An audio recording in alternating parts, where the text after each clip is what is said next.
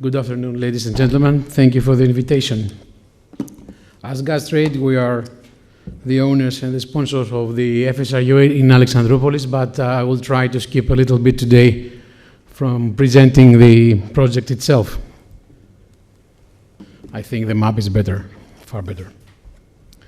So I will try to describe a little bit all these infrastructure projects that are in development in the area and how all these pipelines are affecting the area of Greece, the Greece as an infrastructure and energy infrastructure country.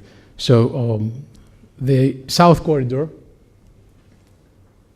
in its medium and long-term structure, will transit gas from Saint-Denis of Azerbaijan through Georgia to Turkey, and then through TANAP to Greece, and through TAP to Greece. With TAP to Greece, Albania, and Italy. In future, the South Corridor can be enhanced with additional sources from natural gas from one or two or maybe three countries.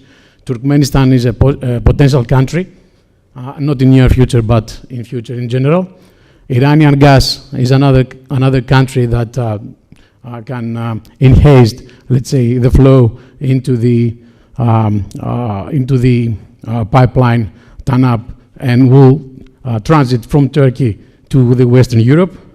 Recent let's say, reapproachment of Israel and Turkey will offer another choice of route for Israeli gas of Leviathan, let's say, basin to the Western countries, to the Western European countries. So it is another source, another potential, let's say, commodity that could will transit through TANAP. So we have three or more, let's say, countries that can transit their gas through Turkey territory, through TANAP, and through maybe a new pipeline from Leviathan basin, Turkey, and then to TANAP and Western European countries. Something relevant with this, let's say,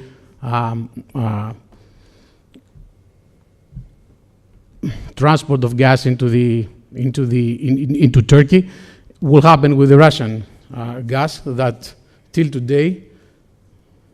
Let me see. Let's discuss on the map.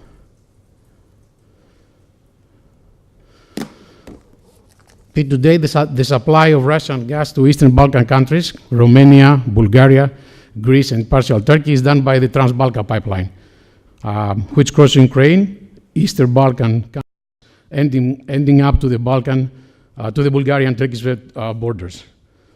From beginning of 2020, the existing Russian gas supply through this Trans-Balkan pipeline will be replaced from the new Turkish stream pipeline through the Black Sea to Turkish coast, and then to Bulgaria, Greece, and then directly to the Western European countries.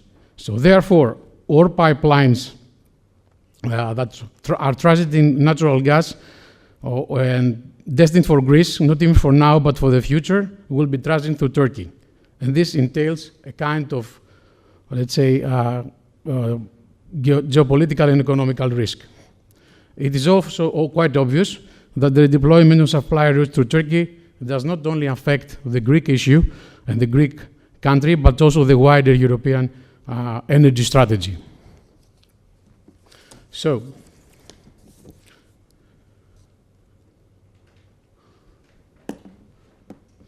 what do we have in terms of infrastructure projects in the area? We do have Revithousa. Revithousa is offering a security supply for Greek market. It's enhancing the South Corridor itself, even partially can, let's say, support the vertical one up to Ukraine. We will have our project in Alexandroupolis, the FSRU, which practically is the only one new gas infrastructure that will be totally independent from Turkey. It can supply Greece from different sources. multiple sources, can support TAP as well, and definitely it will be in Greek territory and will be controlled by the Greek state.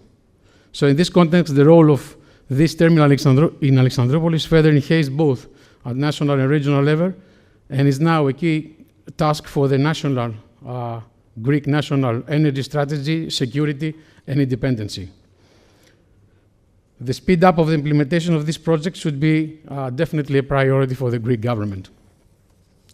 With this project, Greece definitely is promoting European energy security, is developing its own energy resources, and is creating opportunities that definitely will attract investments and economic growth. This morning, we talk about the EastMed route and the EastMed pipeline, but we didn't mention, I think Mr. Kitsakos had something in his presentation about the LNG production in Cyprus.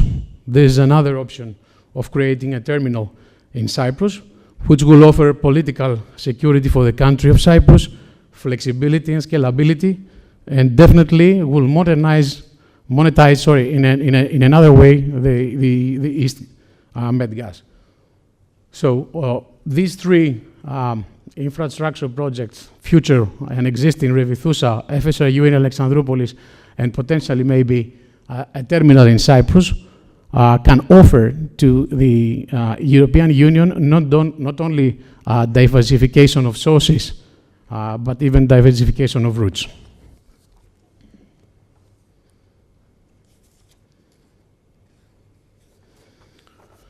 All of this, let's say, development in the area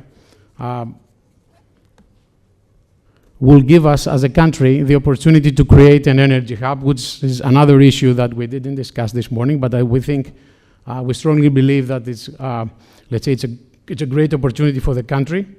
Hub needs physical liquidity and infrastructure in order to move the gas. What we're about to have in terms of infrastructure in the near future is TAP, the project itself of FSRU, the existing interconnection with Turkey, the ITG, the IGB, the ITGI, and definitely the existing underground storage in Kavala.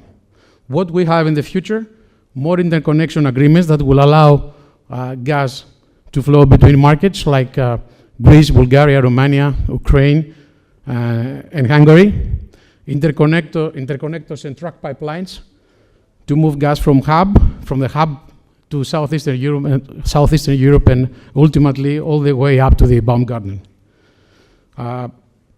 Steps that need to be made, definitely the infrastructure itself in the country and in the region. We are as GasTrade in the phase of FEED study of our project. We're about to have the FID by the end of this year, if not beginning of 2018, and the project will be operated by the beginning of 2020.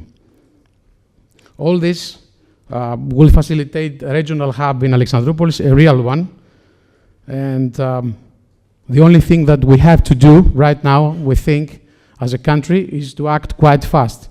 We need to fill the void. If we don't do that, someone else will do, and we see that this country might be Turkey. Thank you so very much.